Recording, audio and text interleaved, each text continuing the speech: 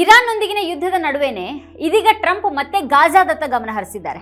ಗಾಜಾದಲ್ಲಿ ಹಂತ ಹಂತವಾಗಿ ಹಮಾಸ್ ಪಡೆಗಳು ಮತ್ತೆ ಇತರ ಸಶಸ್ತ್ರ ಗುಂಪುಗಳ ನಿಶಸ್ತ್ರೀಕರಣ ಕುರಿತು ಒಪ್ಪಂದಕ್ಕೆ ಬರಲಾಗಿದೆ ಅಂತ ಘೋಷಿಸಿದ್ದಾರೆ. ನಿಶಸ್ತ್ರೀಕರಣ ಸಂಪೂರ್ಣಗೊಂಡ ಹಾಗೇನೆ ಇಸ್ರೇಲಿ ಪಡೆಗಳು ಹಿಂದೆ ಸರಿಯುವ ಮೂಲಕ ಹಗೆತನ ಕೊನೆಗೊಳಿಸಬಹುದು ಅಂತ ಹೇಳಿದ್ದಾರೆ. ಹಾಗಾದ್ರೆ ಇಸ್ರೇಲ್ ತನ್ನ ಅಧಿಕಾರವನ್ನ ಬಿಟ್ಕೊಡುತ್ತಾ? ಫೆಲೆಸ್ತೀನಿಯನ್ರು ತಮ್ಮ ಭವಿಷ್ಯವನ್ನ ತಾವೇ ನಿರ್ಧರಿಸುವಂತ ಹಕ್ಕನ್ನ ಪಡೆಯೋದಕ್ಕೆ ಸಾಧ್ಯ ಆಗುತ್ತಾ ಅನ್ನೋದು ಈಗಿರುವಂತಹ ಪ್ರಶ್ನೆ. ಆದ್ರೆ ಇದು ನಿಜವಾಗಿಯೂ ಶಾಂತಿ ಒಪ್ಪಂದನ ಅಥವಾ ಹಮಾಸ್ ತನ್ನ ಶಸ್ತ್ರಾಸ್ತ್ರಗಳನ್ನ ತ್ಯಜಿಸೋ ಹಾಗೆ ಮಾಡೋ ಮೂಲಕ ಗಾಜಾವನ್ನ ಬಹುತೇಕ ನಾಶಪಡಿಸಿದ ಯುದ್ಧದ ಅಂತಿಮ ಅಧ್ಯಾಯನ ಅನ್ನೋದು ದೊಡ್ಡ ಪ್ರಶ್ನೆಯಾಗಿದೆ. ಆಗ ಗಾಜಾದಲ್ಲಿ ಮಕ್ಕಳು ಸೇರಿದ ಹಾಗೆ ಸಾವಿರಾರು ಜನರು ಹತ್ಯೆಯಾಗಿದ್ದನ್ನ, ಸಾವಿರಾರು ಜನರು ನಿರಾಶ್ರಿತರಾಗಿದ್ದನ್ನ ಮರೆತು ಬಿಡಬಹುದಾ? ಅವರು ಸ್ವತಂತ್ರ ಫೆಲೆಸ್ತೀನ್ ಬಗ್ಗೆ ಮಾತಾಡ್ತಾ ಇದ್ದಾರೆ. ಆದ್ರೆ ಫೆಲೆಸ್ತೀನ್ ಮೊದಲಿನ ಹಾಗೆ ಸ್ವತಂತ್ರ ಆಗತ್ತಾ? 75,000ಕ್ಕೂ ಹೆಚ್ಚು ಸಾವುಗಳು ಸಂಭವಿಸಿದ್ವು. ಅಮಾಯಕ ಮಕ್ಕಳನ್ನ ಕೊಲ್ಲಲಾಯಿತು. ಲಕ್ಷಾಂತರ ಜನರು ಗಾಯಗೊಂಡ್ರು.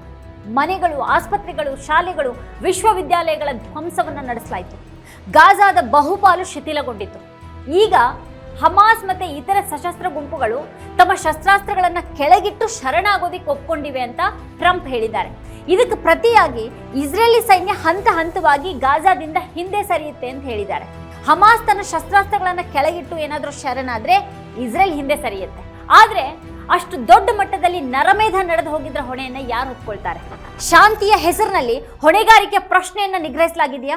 ಟ್ರಂಪ್ ಹೇಳ್ಕೊಂಡಿರೋ ಪ್ರಕಾರ ಹಮಾಸ್ ಮತ್ತೆ ಇತರ ಸಶಸ್ತ್ರ ಗುಂಪುಗಳ ನಿಶಸ್ತ್ರೀಕರಣ ಹಂತ ಹಂತವಾಗಿ ನಡೆಯುತ್ತೆ. ಅವು ಶರಣಾದ ನಂತರ ಇಸ್ರೇಲಿ ಪಡೆಗಳು ಗಾಜಾದಿಂದ ಹಿಂದೆ ಸರಿಯುತ್ತೆ. ಇದರ ನಂತರ ಗಾಜಾದ ಭದ್ರತೆಯನ್ನ ಅಂತಾರಾಷ್ಟ್ರೀಯ ಸ್ಥಿರೀಕರಣ ಪಡೆ ಮತ್ತೆ ಹೊಸ ಪ್ಯಾಲೆಸ್ತೀನಿಯನ್ ಪೊಲೀಸ್ ಪಡೆಗೆ ಹಸ್ತಾಂತರಿಸಲಾಗುತ್ತೆ. ಯಾವ ಕ್ರಮಗಳನ್ನ ಯಾವಾಗ ತೆಗೆದುಕೊಳ್ಳಲಾಗುತ್ತೆ ಅನ್ನೋದನ್ನ ನಿರ್ಧಾರ ಮಾಡೋದಕ್ಕೆ ಸುಮಾರು 14 ದಿನಗಳಲ್ಲಿ ಪ್ರಕ್ರಿಯೆ ಶುರುವಾಗಲಿದೆ ಅಂತ ವರದಿಗಳು ಹೇಳ್ತಾ ಇದೆ. ಇದು ಯುದ್ಧವನ್ನ ಕೊನೆಗೊಳಿಸುವಂತ ಮಾರ್ಗಸೂಚಿ ಕಾಣಿಸ್ತಾ ಇದೆ. ಆದ್ರೆ ಈ ಕದನ ವಿರಾಮ ಭವಿಷ್ಯದಲ್ಲಿ ಜೀವಗಳನ್ನ ಉಳಿಸಬಹುದಾ? ಈಗಾಗಲೇ ಆಗಿ ಹೋದಂತ ಘೋರ ಅನಾಹುತವನ್ನ ಅಳಿಸೋದಿಕ್ ಆಗೋದಿಲ್ಲ ಅನ್ನೋದು ಅಷ್ಟೇ ಸತ್ಯ. ಟ್ರಂಪ್ ವಿವರಿಸ್ತಾ ಇರುವಂತಹ ಗಾಜಾ ನೋಡೋದಿಕ್ಕೆ ಸ್ವತಂತ್ರವಾಗಿರುತ್ತೆ ಅಂತ ಕಾಣಿಸುತ್ತೆ. ಆದ್ರೆ ಅಮೆರಿಕನ್ರು ಮತ್ತೆ ಇಸ್ರೇಲಿ ಶಕ್ತಿಯೊಂದಿಗೆ ವಸಾಹತುಶಾಹಿ ಹಾಗೆ ಮತ್ತೆ ಅವರ ರಾಜಕೀಯದ ಅಡಿಯಲ್ಲಿ ಬರೋ ಹಾಗಾಗತ್ತೆ. ಈ ಒಪ್ಪಂದವನ್ನ ಕೇವಲ ರಾಜತಾಂತ್ರಿಕ ಪ್ರಗತಿಯಾಗಿ ನೋಡಿದ್ರೆ ಅದು ಅಪೂರ್ಣ ವಿವರಣೆ ಆಗಬಹುದು. ಯಾಕಂದ್ರೆ ಈಗ ಮಾತನಾಡ್ಲಾಗ್ತಾ ಇರುವಂತಹ ಗಾಜಾ ಇಸ್ರೇಲ್ ದಾಳಿಗಿಂತನೂ ಮುಂಚೆ ಇದ್ದಂತಹ ಗಾಜಾ ಅಲ್ಲ. ಆ ಗಾಜಾ ಈಗ ಅವಶೇಷಗಳಲ್ಲಿ ಬದಲಾಗಿದೆ. ಸ್ಥಳಾಂತರ, ಹಸಿವು, ಸಾವು ಮತ್ತೆ ವಿನಾಶದ ಚಿತ್ರಮಯವಾಗಿ ಉಳ್ಕೊಂಡಿದೆ. 75,000ಕ್ಕೂ ಹೆಚ್ಚು ಜನರು ಸಾವನ್ನಪ್ಪಿದ್ದಾರೆ. ಮಕ್ಕಳನ್ನು ಕೂಡ ಸಾವಿರ ಸಂಖ್ಯೆಯಲ್ಲಿ ಕೊಲ್ಲಲಾಗಿದೆ. ಸುಮಾರು 1,70,000 ಜನರು ಗಾಯಗೊಂಡಿದ್ದಾರೆ. ಲಕ್ಷಾಂತರ ಜನರು ಸ್ಥಳಾಂತರಗೊಂಡಿದ್ದಾರೆ ಮತ್ತೆ ಪ್ರತಿದಿನ ಬರದಂತಹ ಪರಿಸ್ಥಿತಿಗಳನ್ನ ಅವರು ಎದುರಿಸ್ತಾ ಇದ್ದಾರೆ. ಅಲ್ಲಿನ ವಿನಾಶದ ಪ್ರಮಾಣ ಸಣ್ಣದಲ್ಲ. ಆದ್ರಿಂದ ಪ್ರಶ್ನೆ ಇರೋದು ಹಮಾಸ್ ತನ್ನ ಶಸ್ತ್ರಾಸ್ತ್ರಗಳನ್ನ ಯಾವಾಗ ತ್ಯಜಿಸುತ್ತೆ ಅನ್ನೋದಲ್ಲ, ಗಾಜಾವನ್ನ ಈ ಸ್ಥಿತಿಗೆ ತಂದಿದ್ದಕ್ಕೆ ಇವತ್ತು ಯಾರು ಹೊಣೆಯನ್ನ ಹೊತ್ಕೊಳ್ತಾರೆ ಅನ್ನೋದು ಪ್ರಶ್ನೆ ಆಗಿದೆ. ನರಮೇಧ ಯಾಕಾಯ್ತು ಅನ್ನೋದು ಮುಖ್ಯ ಪ್ರಶ್ನೆ ಆಗಿದೆ. ನರಮೇಧ ಪದವನ್ನ ಪ್ರಪಂಚದಾದ್ಯಂತ ಪದೇ ಪದೇ ಬಳಸಲಾಗಿದೆ. ಇಸ್ರೇಲ್ ಈ ಒಂದು ಆರೋಪವನ್ನ ನಿರಾಕರಿಸುತ್ತೆ. ತನ್ನ ಮಿಲಿಟರಿ ಕಾರ್ಯಾಚರಣೆ ಫೆಲೆಸ್ತೀನ್ ನಾಗರಿಕರ ವಿರುದ್ಧ ಅಲ್ಲ, ಹಮಾಸ್ ವಿರುದ್ಧವಾಗಿದೆ ಅಂತ ಹೇಳುತ್ತೆ. ಆದ್ರೆ ಮತ್ತೊಂದು ಕಡೆಗೆ ನರಮೇಧದ ಆರೋಪಗಳು ಅಂತಾರಾಷ್ಟ್ರೀಯ ಕಾನೂನು ಮತ್ತೆ ಮಾನವ ಹಕ್ಕುಗಳ ಚರ್ಚೆಗಳಲ್ಲಿ ಮುಂಚೂಣಿಯಲ್ಲಿವೆ. ನೇತನ್ಯಾಹು ವಿರುದ್ಧ ಅಂತಾರಾಷ್ಟ್ರೀಯ ನ್ಯಾಯಾಲಯದಿಂದ ಬಂಧನ ವಾರೆಂಟ್ ಇದೆ. ಮತ್ತೆ ಅದಕ್ಕಾಗಿನೇ ಹೊಣೆಗಾರಿಕೆ ಕುರಿತ ಚರ್ಚೆ ಶಾಂತಿ ಒಪ್ಪಂದದೊಂದಿಗೆ ಕೊನೆಗೊಳ್ಳೋದಿಲ್ಲ. ಯಾಕಂತಂದ್ರೆ ಇಷ್ಟು ದೊಡ್ಡ ಪ್ರಮಾಣದಲ್ಲಿ ನಾಗರಿಕರನ್ನ ಕೊಲ್ಲಲಾದಂತಹ ಯುದ್ಧದಲ್ಲಿ ಸಂಪೂರ್ಣ ನಾಗರಿಕ ಮೂಲಸೌಕರ್ಯ ನಾಶ ಆಗುತ್ತೆ. ಜನಸಂಖ್ಯೆ ಪದೇ ಪದೇ ಸ್ಥಳಾಂತರಗೊಳ್ಳುತ್ತೆ ಮತ್ತೆ ಮಾನವೀಯ ಬಿಕ್ಕಟ್ಟು ಉದ್ಭವಿಸುತ್ತೆ. ನಿಮ್ಮ ಶಸ್ತ್ರಾಸ್ತ್ರಗಳನ್ನ ಕೆಳಗಿಡಿ ಅಂತ ಹೇಳೋ ಮೂಲಕ ಜಗತ್ತು ಸುಮ್ಮನೆ ಮುಂದುವರಿಯೋದಿಕ್ಕೆ ಸಾಧ್ಯ ಇಲ್ಲ.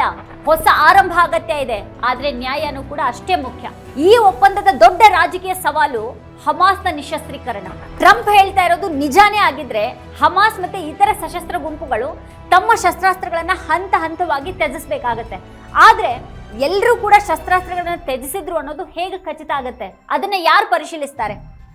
ಇನ್ನೊಂದು ಸಶಸ್ತ್ರ ಬಣ ಶಸ್ತ್ರಾಸ್ತ್ರಗಳನ್ನ ಒಪ್ಪಿಸೋದಕ್ಕೆ ನಿರಾಕರಿಸಿದ್ರೆ ಏನಾಗಬಹುದು? ಮತ್ತೆ ದಾಳಿ ಸಂಭವಿಸಿದಲ್ಲಿ ಇಸ್ರೇಲ್ ಮಿಲಿಟರಿ ಕಾರ್ಯಾಚರಣೆ ಮತ್ತೆ ಪುನರಾರಂಭಿಸುತ್ತಾ? ಅಂದ್ರೆ ನಿಶಸ್ತ್ರೀಕರಣ ಅಂತ ಒಪ್ಪಂದದಲ್ಲಿ ಬರೆದ್ರೂ ಕೂಡ ವಾಸ್ತವದಲ್ಲಿ ಅದು ಅಷ್ಟು ಸುಲಭ ಇಲ್ಲ ಅನ್ನೋದು ಇಲ್ಲಿ ಸ್ಪಷ್ಟ ಆಗುತ್ತೆ. ಯಾಕಂದ್ರೆ ಶಸ್ತ್ರಾಸ್ತ್ರಗಳನ್ನ ಸಂಪೂರ್ಣವಾಗಿ ತ್ಯಜಿಸ್ಬಿಟ್ರೆ ಯಾವುದೇ ಮಾರ್ಗನೇ ಇಲ್ಲ ಅನ್ನೋದು ನಂಬುವಂತ ಒಂದು ವರ್ಗ ಇದೆ. ಆಗ ಅವ್ರು ತೋರಿಸಿದಂತಹ ಪ್ರತಿರೋಧ, ಅವರ ಮುಕ್ತ ಫಲಸ್ತೀನ್ ಕನಸು, ಮೊದಲಿನ ಹಾಗೆ ಇದ್ದಂತಹ ಫಲಸ್ತೀನ್ ಕನಸು ಛಿದ್ರ ಆಗಿ ಹೋಗುತ್ತೆ. ಈ ಶಾಂತಿ ಒಪ್ಪಂದ ಫಲಸ್ತೀನಿಯನ್ರನ್ನ ಆ ಕನಸಿನಿಂದ ನಿರಂತರವಾಗಿ ದೂರ ಇಡುವಂತಹ ಪಿತೂರಿ ಹಾಗೆ ಕಾಣಿಸ್ತಾ ಇದೆ. ಯಾಕಂದ್ರೆ ಇಸ್ರೇಲ್ ಪ್ರತಿದಿನನೂ ದಾಳಿ ಮಾಡುತ್ತೆ. ಅಕ್ಟೋಬರ್ನಲ್ಲಿ ಕದನ ವಿರಾಮ ಸಂಭವಿಸಿದ ನಂತರ ಕೂಡ ಇಸ್ರೇಲ್ ಸಾವಿರಾರು ಜನರನ್ನ ಕೊಂದು ಹಾಕಿದೆ. ಇಸ್ರೇಲ್ನ ಮಾತುಗಳನ್ನ ನಂಬೋದಿಕ್ ಸಾಧ್ಯನಾ? ಲೆಬನಾನ್ ನಲ್ಲಿಯೂ ಕೂಡ ಅಮೆರಿಕ ಮಧ್ಯವರ್ತಿಯಾಗಿ ಒಪ್ಪಂದವನ್ನ ಮಾಡ್ಕೊಳ್ತು, ಮತ್ತೆ ಅದು ಹಿಂದೆ ಸರಿತು.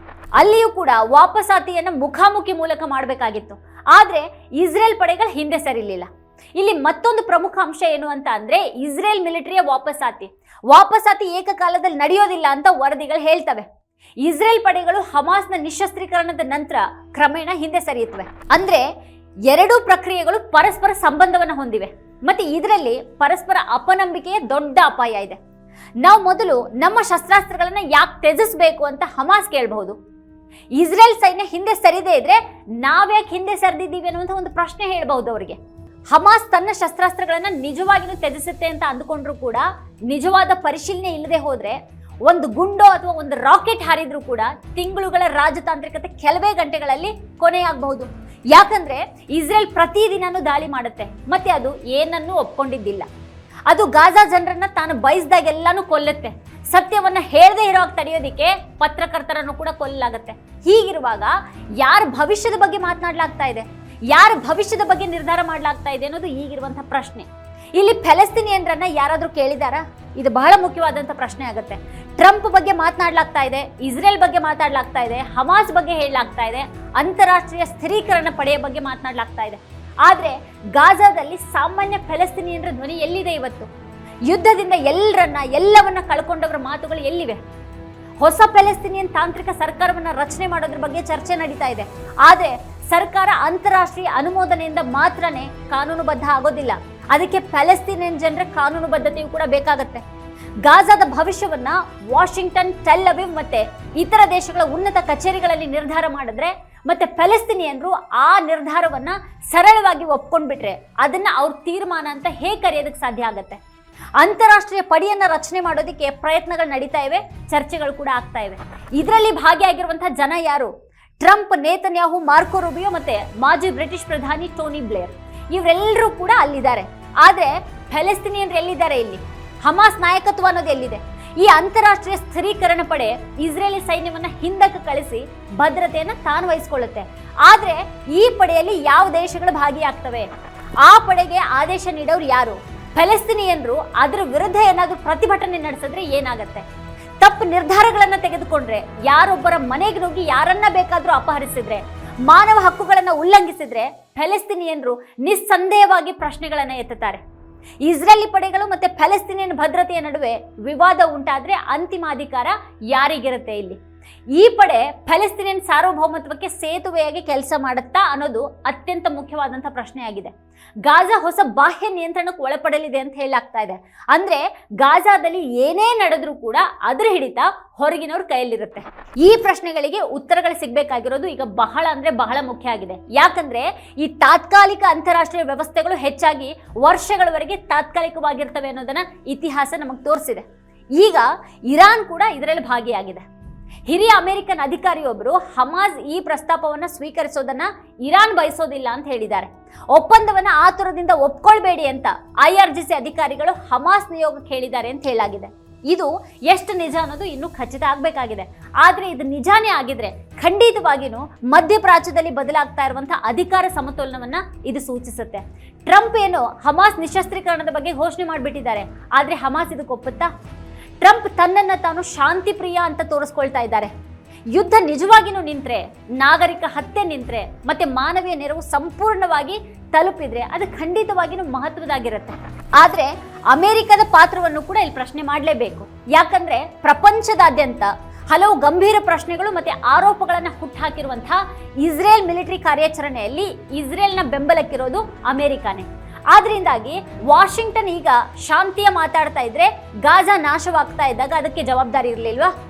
UN ಭದ್ರತಾ ಮಂಡಳಿಯಲ್ಲಿ ಇಸ್ರೇಲ್ ವಿರುದ್ಧದ ನಿರ್ಣಯವನ್ನ ಕೂಡ ಅದು ಸೋಲಿಸ್ತು, ಇಸ್ರೇಲ್ಗೆ ಸಹಾಯ ಮಾಡಿತು. ಹಾಗಿರುವಾಗ ಇಸ್ರೇಲ್ ನಡೆಸಿದಂತಹ ನರಮೇಧದಲ್ಲಿ ಇಸ್ರೇಲ್ನ ಹಾಗೇನೆ ಅಮೆರಿಕದ ಕೈಗಳಿಗೂ ಕೂಡ ರಕ್ತದ ಕಲೆ ಮೆತ್ತಿದೆ. ಅಂಥ ಅಮೆರಿಕ ಈಗ ಶಾಂತಿಯ ಮಾತಾಡೋದು ಅಂದ್ರೆ ಅದು ಹೇಗೆ ಸಾಧ್ಯ ಆಗತ್ತೆ? ಈಗ ಗಾಜಾವನ್ನ ಪುನರ್ ನಿರ್ಮಾಣ ಮಾಡಬೇಕಾಗಿದೆ. ಆದ್ರೆ ಪುನರ್ ನಿರ್ಮಾಣ ಫಲಸ್ತೀನಿಯನ್ರಿಗೆ ಮಾಡುವಂತ ಉಪಕಾರ ಅಂತ ಭಾವಿಸ್ಲಾಗ್ತಾ ಇದೆಯಾ? ಪುನರ್ ನಿರ್ಮಾಣದ ಅಗತ್ಯಕ್ಕೆ ಕಾರಣವಾದಂತಹ ವಿನಾಶಕ್ಕೂ ಕೂಡ ಬೆಲೆ ಕಟ್ಟಬೇಕಲ್ವಾ? ಗಾಜಾವನ್ನ ಪುನರ್ ನಿರ್ಮಿಸುವಂತ ಹೆಸರಿನಲ್ಲಿ ಗಾಜಾವನ್ನ ದೊಡ್ಡ ಅಮೆರಿಕನ್ ಬಿಲ್ಡರ್ಗಳು ಮತ್ತೆ ಬಂಡವಾಳಶಾಹಿಗಳಿಗೆ ಮಾರಾಟ ಮಾಡಿದಾಗತ್ತಲ್ವಾ?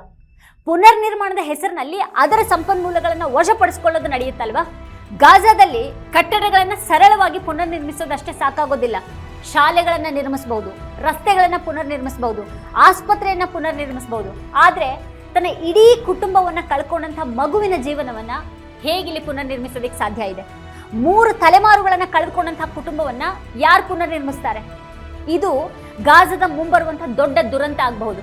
ಜಗತ್ತು ಕಟ್ಟಡಗಳನ್ನ ನಿರ್ಮಿಸುವಲ್ಲಿ ನಿರತವಾಗಿರುತ್ತೆ ಮತ್ತೆ ಜನರಿಗೆ ಏನಾಯ್ತು ಅನ್ನೋದನ್ನ ಮರೆತು ಬಿಡುತ್ತೆ. ಹಾಗಾದ್ರೆ ಈ ಒಪ್ಪಂದದ ನಿಜವಾದ ಪರೀಕ್ಷೆ ಏನು? ಈ ಒಪ್ಪಂದದ ಯಶಸ್ಸನ್ನ ಹಮಾಸ್ ಎಷ್ಟು ರೈಫಲ್ಗಳನ್ನ ಒಪ್ಪಿಸುತ್ತೆ ಅನ್ನೋದ್ರ ಮೂಲಕ ಮಾತ್ರನೇ ನಿರ್ಧಾರ ಮಾಡೋದಕ್ಕೆ ಆಗೋದಿಲ್ಲ. ಇಸ್ರೇಲಿ ಪಡೆಗಳು ನಿಜವಾಗಿಯೂ ಹಿಂತೆಗೆದುಕೊಳ್ಳುತ್ತವಾ ಅನ್ನೋದನ್ನ ಕೂಡ ಇಲ್ಲಿ ನೋಡ್ಬೇಕಾಗಿದೆ. ಮಾನವೀಯ ನೆರವು ಅಡೆತಡೆ ಇಲ್ಲದೇನೆ ಅವರನ್ನ ತಲುಪುತ್ತಾ? ಸ್ಥಳಾಂತರಗೊಂಡಂತ ಪ್ಯಾಲೆಸ್ತೀನಿಯನ್ರು ತಮ್ಮ ಪ್ರದೇಶಕ್ಕೆ ಮರಳೋದಿಕ್ಕೆ ಸಾಧ್ಯವಾಗುತ್ತಾ ಅನ್ನೋದನ್ನ ನೋಡ್ಬೇಕಾಗಿದೆ. ಗಾಜಾದ ಜನರು ತಮ್ಮ ರಾಜಕೀಯ ಭವಿಷ್ಯದ ಮೇಲೆ ನಿಜವಾದ ನಿಯಂತ್ರಣವನ್ನ ಪಡಿತಾರಾ ಅನ್ನೋದು ಕೂಡ ನೋಡ್ಬೇಕಾಗಿದೆ. ಮತ್ತೆ ಇಲ್ಲಿ ಮುಖ್ಯವಾಗಿ ಯುದ್ಧ ಅಪರಾಧಗಳು ಮತ್ತೆ ನರಮೇಧದ ಆರೋಪಗಳಿಗೆ ಸ್ವತಂತ್ರ ಕಾನೂನು ತನಿಖೆಗಳು ಮತ್ತೆ ಹೊಣೆಗಾರಿಕೆ ಇರುತ್ತಾ? ಯಾಕಂದ್ರೆ ಶಾಂತಿ ಮತ್ತೆ ನ್ಯಾಯ ಪರಸ್ಪರ ಪ್ರತ್ಯೇಕವಾಗಿಲ್ಲ. ಅವು ಶಾಶ್ವತ ಶಾಂತಿಗೆ ನ್ಯಾಯ ಅತ್ಯಗತ್ಯ. ಈ ಒಪ್ಪಂದ ಗಾಜಾದಲ್ಲಿ ಹತ್ಯೆಯನ್ನ ನಿಲ್ಲಿಸಿದ್ರೆ ಜಗತ್ತು ಅದನ್ನು ಸ್ವಾಗತಿಸುತ್ತೆ. ಆದ್ರೆ ಆ ಒಪ್ಪಂದಕ್ಕೆ ಸಹಿ ಹಾಕಿದ ದಿನದಿಂದ ಇತಿಹಾಸ ಪ್ರಾರಂಭ ಆಗೋದಿಲ್ಲ. ಒಪ್ಪಂದದ ಮೊದಲು ಏನಾಯ್ತು ಅನ್ನೋದನ್ನ ಇತಿಹಾಸ ನೆನಪಿಸ್ಕೊಳ್ಳುತ್ತೆ. ಎಷ್ಟು ಜನರನ್ನ ಕೊಲ್ಲಲಾಯಿತು, ಎಷ್ಟು ಮಕ್ಕಳನ್ನ ಕೊಲ್ಲಲಾಯಿತು, ಎಷ್ಟು ಜನರು ಸ್ಥಳಾಂತರಗೊಂಡ್ರು, ಎಷ್ಟು ಕುಟುಂಬಗಳು ನಾಶ ಆಗಿ ಹೋದವು, ಮತ್ತೆ ಅದನ್ನ ತಡೆಯೋದಕ್ಕೆ ಈ ಜಗತ್ತು ಏನ್ ಮಾಡ್ತು ಅನ್ನುವಂಥ ಪ್ರಶ್ನೆಗಳು ಬರ್ತವೆ. ಆದ್ರಿಂದಾಗಿ ಪ್ರಶ್ನೆ ಇರೋದು ಹಮಾಸ್ ತನ್ನ ಶಸ್ತ್ರಾಸ್ತ್ರಗಳನ್ನು ತ್ಯಜಿಸುತ್ತಾ ಅನ್ನೋದು ಮಾತ್ರನೇ ಅಲ್ಲ, ಇಸ್ರೇಲ್ ತನ್ನ ಅಧಿಕಾರವನ್ನ ಬಿಟ್ಟು ಕೊಡುತ್ತಾ ಅನ್ನೋದನ್ನ ಕೇಳಬೇಕಾಗಿದೆ. ಪ್ಯಾಲೆಸ್ತೀನಿಯನ್ರು ತಮ್ಮ ಭವಿಷ್ಯವನ್ನ ನಿರ್ಧಾರ ಮಾಡುವಂತ ಹಕ್ಕನ್ನ ಹೊಂದಿರ್ತಾರಾ ಅಂತ ಕೂಡ ಕೇಳಬೇಕಾಗಿದೆ. ಗಾಜಾದಲ್ಲಿ ಶಾಂತಿ ಮರಳಿದ್ರೂ ನ್ಯಾಯ ಸಿಗದೆ ಹೋಗುತ್ತಾ ಅಂತ ಕೇಳಬೇಕಾಗಿದೆ. ಯಾಕಂದ್ರೆ ಸಾವಿರಾರು ಸಾವುಗಳ ನಂತರ ಜಗತ್ತು ಕೇವಲ ಹೊಸ ಭದ್ರತಾ ವ್ಯವಸ್ಥೆಯನ್ನ ರಚನೆ ಮಾಡಿ ಮುಂದುವರೆದ್ರೆ ಆಗ ಯುದ್ಧ ಅಷ್ಟೇ ಕೊನೆಗೊಳ್ಳಬಹುದು. ಆದ್ರೆ ಗಾಜಾದ ಪ್ರಶ್ನೆ ಕೊನೆಗೊಳ್ಳೋದಿಲ್ಲ. ವೀಕ್ಷಕರೇ, ಕುರಿತು ನಿಮ್ಗೇನು ಅನ್ಸುತ್ತೆ, ಏನು ಅಭಿಪ್ರಾಯ ಇದೆ ಅದನ್ನ ವಿಡಿಯೋ ಕೆಳಗಡೆ ಕಮೆಂಟ್ ಮಾಡಿ ನಮಗೆ ತಿಳಿಸಿ. ಇದೇ ಹೊತ್ತಿನ ಸ್ಪೆಷಲ್ ನೋಡ್ತಾ ಇರಿ ವಾರ್ತಾ ಭಾರತಿ. ನೀವಿನ್ನೂ ವಾರ್ತಾ ಭಾರತಿ ಯೂಟ್ಯೂಬ್ ಚಾನೆಲ್ ಅನ್ನು ಸಬ್ಸ್ಕ್ರೈಬ್ ಮಾಡಿಲ್ಲ ಅಂತಂದ್ರೆ ಈ ಕೂಡಲೇ ಸಬ್ಸ್ಕ್ರೈಬ್ ಮಾಡಿ, ಹಾಗೆ ಪಕ್ಕದಲ್ಲೇ ಇರುವಂತಹ ಬೆಲ್ ಐಕಾನ್ ಪ್ರೆಸ್ ಮಾಡಿ ನಮ್ಮನ್ನ ಪ್ರೋತ್ಸಾಹಿಸಿ. ನಮ್ಮ ಕಾರ್ಯಕ್ರಮಗಳನ್ನ ನೀವು ನೋಡ್ತಾ ಇದ್ರೆ ನಮ್ಮ ಚಾನೆಲ್ ಅನ್ನ ಸಬ್ಸ್ಕ್ರೈಬ್ ಮಾಡಿ, ಪಕ್ಕದ ಬೆಲ್ ಐಕಾನ್ ಒತ್ತಿ ನಮ್ಮನ್ನ ಬೆಂಬಲಿಸಿ. ಹಾಗೆ ನಮ್ಮ ಕಾರ್ಯಕ್ರಮಗಳನ್ನ ಲೈಕ್ ಮಾಡಿ, ಕಮೆಂಟ್ ಮಾಡಿ, ಅದನ್ನ ಬೇರೆಯವರಿಗೂ ವಾಟ್ಸ್ಆಪ್ ಮೂಲಕ ಶೇರ್ ಮಾಡಿ. ನೀವು ಹೀಗೆ ಮಾಡಿದಾಗ ನಮ್ಮ ಚಾನೆಲ್ ಇನ್ನಷ್ಟು ಮತ್ತಷ್ಟು ಜನರಿಗೆ ತಲುಪಲು ನೀವು ನಮ್ಮೊಂದಿಗೆ ಸಹಕರಿಸಿದ ಹಾಗಾಗುತ್ತೆ. ಇದು ನೀವು ಯಾವುದೇ ಖರ್ಚಿಲ್ಲದೆ ಕೆಲವೇ ಸೆಕೆಂಡುಗಳಲ್ಲಿ ನೀಡಬಹುದಾದ ಸಹಕಾರ. ಧನ್ಯವಾದಗಳು.